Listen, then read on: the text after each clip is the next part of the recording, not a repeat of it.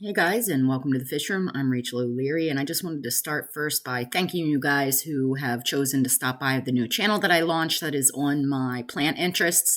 In case you missed it, I did put out a synopsis of my blog. I thought that today we would start by checking in on the divided 20 long that houses my Betta mahachiensis, or alien bettas. As you can see, they are actively bubble nesting on both sides of this divided aquarium, and so far things seem to be going pretty well. The males are all fired up, and occasionally I see the girls in breeding dress, but I think they might just still be a little bit immature. They're certainly interested in spawning, but I haven't gotten it right. But to be fair, my life has been really hectic the past 2 weeks, so I should be feeding them more live or frozen foods in order to condition them properly to really get things going. Hopefully things will settle down in my life here shortly so that I can get back on track with really getting these guys to progress to breeding. Now, I have seen the females getting to breeding dress a few times, and the males are always fired up and super interested, but they just don't seem to have things in sync for us to have a viable spawn. I am pretty hopeful, though, because they are constantly and consistently bubble nesting. And the ones that I have in the sail tank are as well. So it's really exciting. It's kind of fun to watch these guys all of a sudden see the female and sort of try and slowly sneak up on them in order to try and entice them to spawn. They are not the smoothest of operators, and clearly it hasn't worked out yet. I have seen some of the coupling that they do. So again, hopeful. I just need to do a better job of conditioning them to breed. You can see that the female here has horizontal bars. When they're ready to breed, those bars turn vertical, and they get quite a bit more color, almost darkening entirely. So I know that I'm not going to be missing any action with these fish, at least today, although they can change their color really quickly. So I'll continue to spy on them as much as possible so that I can hopefully catch them in the act for you guys, as it is a really fascinating experience to see. You can see the boy is clearly interested, but not the girl. I thought next that we would just stop out real quick in the yard to remind you guys that summer tubbing season is going to be starting here probably in about a month. I wanted to stop out in the greenhouse. It's been unseasonably warm lately, and as you can tell from all the pond plants that I overwintered in my greenhouse, everything's growing, and I'm really excited about this because it's going to save me a ton of money when I have to set up my tubs this year. If you're new here, I've been raising fish and plants in tubs in my yard for over the past decade, and it's a super fun thing that I do, and I look forward to doing season 5 with you guys here on YouTube in the upcoming months. Again, if you're interested in the bog, I'll probably be putting a pre-spring video out on my other channel, Plantaholic. And I'll be putting updates on my Instagram as well for both my Plantaholic 100 and my Rachel O'Leary accounts.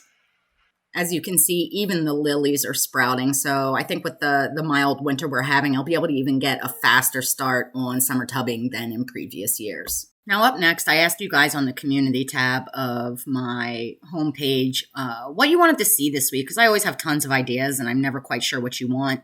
So I asked about a wild betta update, the status of the greenhouse, and how fish shape and mouths impact things. So one of you said, Caroline said all of the above, so that's what we're going to do. Now I think it's pretty obvious when you look at my large predatory fish. Obviously you can see the teeth. They have that flattened face, the elongated body. These gars definitely are ones that are surface predators.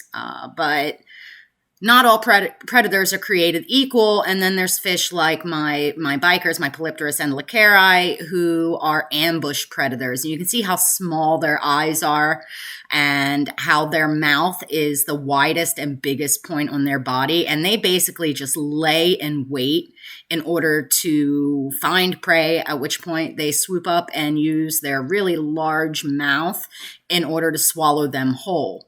But the same can't be said for a lot of community fish. And unfortunately for us, a lot of times things are mislabeled in our fish stores, or, maybe we don't do all the research that we should before purchasing. So I thought it might be interesting to just look at some body shapes of fish and really talk about how they're shaped and where their eyes and their mouth are placed.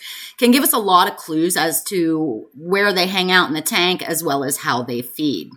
Now, in this aquarium, which is my 75-gallon South American Nano, there's a ton of little fish. You can see the Otocinclus, who clearly is one who is a grazer with that downturned disc-like mouth, and they graze on every surface, whereas the Apistogrammas have a forward-facing mouth and a large eye, meaning they're more of a predator, hanging out most often in open water, where they will actively eat, microcrustaceans, bugs, or fry of fish. Next, we can look at the Borneo suckers, or my hill stream loaches, which have a very obvious adaptation to their body shape, which allows them to suction onto rocks in areas of large flow in order for them to eat the algae and the microcrustaceans that inhabit the algae, and really just act like vacuum cleaners across the surface of everything. In contrast, if we look at something like my spiny loaches or my Cobitus, they have a very downturned mouth, which means that they are typically digging through the substrate, looking for worms and organisms to eat there, and they actually dive through the substrate and will bury themselves completely as part of their natural behavior. And then you look at something like the Ancestris, who, while they do have that disc-shaped mouth, I'm not sure how obvious it'll be from the video, but they actually have a fair amount of dentition, which makes them more of an omnivore than an herbivore. So while they do actively graze on all surfaces, they don't only eat algae. In fact, they're extremely easy to feed, readily accepting a wide range of diets. And then we have things like the Rhinogobius, which are an open water predator. And you can see that they have a very large protruding mouth. And they will go for it. They are an absolute predator despite their small size.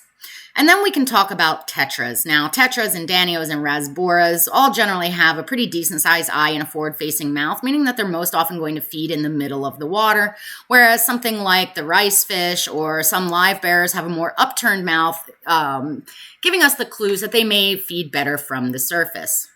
Now, obviously, some differences are more obvious than others, but I just find it really, really fascinating how paying a little bit closer attention to the shape of a fish, or where its eye is placed, or the shape or turn of a fish's mouth can really tell you a lot about how they're supposed to behave. And again, this can be really invaluable when you're looking at fish in a store where they might be stressed, there's very little decor, and they're not acting particularly naturally. Anyway, I just thought it was fun, so I thought I'd share it with you guys. As always, thank you for your continued support, and especially with my new channel. I can't tell you how much appreciate it.